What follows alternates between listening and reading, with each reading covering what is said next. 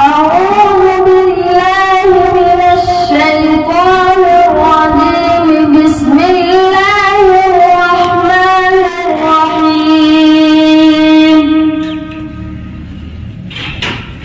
يا